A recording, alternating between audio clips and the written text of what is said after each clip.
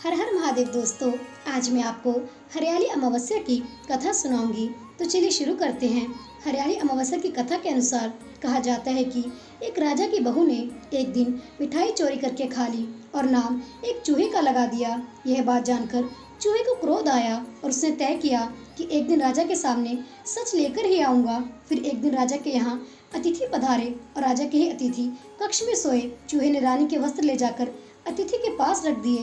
प्रातःकाल उठकर सभी लोग आपस में बात करने लगे कि छोटी रानी के कपड़े अतिथि के कमरे में कैसे मिले। यह बात जब राजा को पता चली तो उस रानी को घर से निकाल दिया।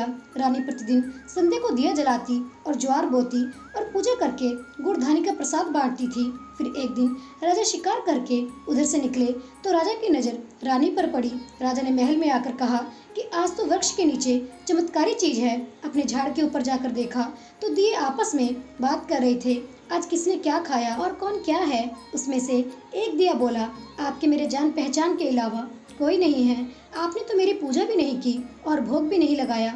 बाकी के सब दिए बोले, ऐसी क्या बात हुई। तब दिया बोला, मैं राजा के घर का हूँ। उस राजा की एक बहू थी, उसने एक बार मिठाई चोरी करके खा ली और चूहे का नाम ले लिया। जब चूहे को क्रोध आया तो उसने रानी के कपड़े अतिथि के कमरे में रख दिए और राजा ने रानी को घर से निकाल दिया।